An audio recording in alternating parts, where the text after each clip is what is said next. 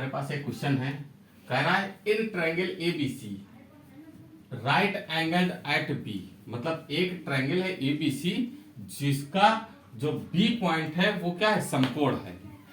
कह रहा है यदि if tan a equal to 1/√3 तो find the value of sin a cos c plus cos a sin c, इसकी वैल्यू फाइंड करना है। तो चलिए देखते हैं कि कैसे लगेगा ये।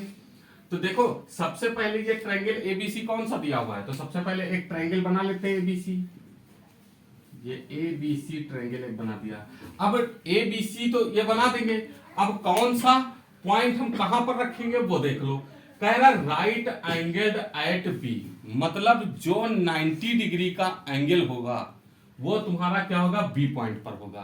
तो हमने क्या कर लिया, ये 90 डिग्री का एंगल है, इसको हमने बी पॉइंट कर दिया। अब एक जगह ए मान लो, एक जगह सी मान लो, चाहे ऊपर ए मान लो नीचे सी मान लो, या ऊपर ए नीचे ए मान लो ऊपर सी मान लो।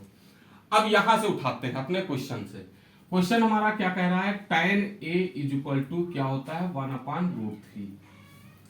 अगर देखा जाए तो tan क्या होता है, लाल बटे कक्का से निकाल लो, या फिर P BP अपान HH B से निकाल लो। tan क्या होता है, सबसे लास्ट टर्म होता है, मतलब लंब बटे आधार, या फिर इंग्लिश मीडियम क्या होता है, P अपान परपेंडिकुलर अपान बेस। ले लेते हैं परपेंडिकुलर अपान बेस। इसमें परपेंडिकुलर कौन सा हुआ, परपेंडिकुलर ये हुआ, और बेस क्या हुआ, √3 कर लिया। इसका मतलब हमको हाइपोटेनियस निकालना है। हाइपोटेनियस निकाल लेते हैं कहीं अलग ही। तो हाइपोटेनियस का फॉर्मूला क्या होता है, h square is equal to P square plus B square.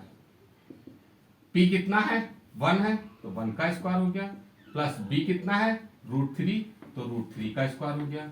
1 का स्क्वायर 1 हो गया, √3 का 3 हो गया, ये हो गया 4। ये h स्क्वायर की वैल्यू निकली। h की वैल्यू कैसे निकलेगी, √4। इसका निकालोगे अंडर निकालोगे 2 आ जाएगा, मतलब हाइपोटेनियस कितनी निकल के आई, 2 निकल के आई। अब हम सीधे आते हैं क्वेश्चन पर। क्वेश्चन हमारा क्या कह रहा है, sin a cos c cos a sin c, इसका मतलब इनकी सबकी हमको क्या कर देना है, वैल्यू निकाल देना है। तो सबसे पहले चलो देखते हैं sin a की वैल्यू निकालते हैं। sin a is equal to, sine देखो हमारा क्या होता है, साइन पहला टर्म होता है लंब बटे कर्ण या p अपान h, लंब बटे कर्ण या p अपान h, परपेंडिकुलर अपान हाइपोटेनियस।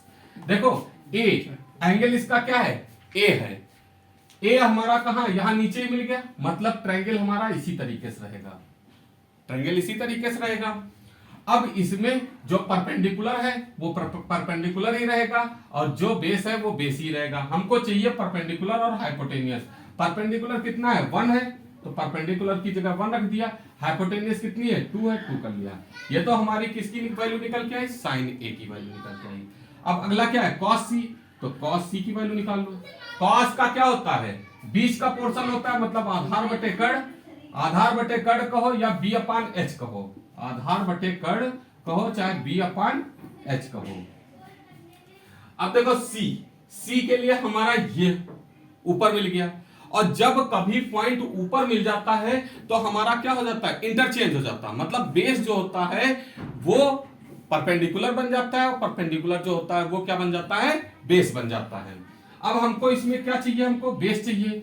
तो बेस, इसका मतलब अगर इस ट्रायंगल में देखा जाए तो जब इंटरचेंज हो जा चुका है, इंटरचेंज होने के बाद क्या हुआ, बेस जो होगा, इसका बेस जो सी, एंगल सी का जो बेस होगा वो इसका परपेंडिकुलर कहलाएगा, है ना। तो परपेंडिकुलर कितना है, 1 है, इसका मतलब इसके बेस की जगह पर क्या हो जाएगा, 1 हो जाएगा। हाइपोटेनियस वही रहती है, 2 है, 2 ही रह दिया। अगर नहीं क्लियर हो रही है तो तुरंत फिगर बना लो उल्टा। देखो ये सी को जब हम नीचे पकड़ के लेके आएंगे तो ये हमारा क्या हो जाएगा, ये बेस ऐसे बन जाएगा, और ये कहां चला जाएगा, ऊपर चला जाएगा ये। तो इसका मतलब ये सी हो गया, बी अपनी ही जगह पर, ए ये हो गया। सबकी वैल्यू पुट कर दो। ये के हाइपोटेनियस कितनी है, 2 है, और ये बेस कितना, BC 1 है, और ये AB कितना है, √3।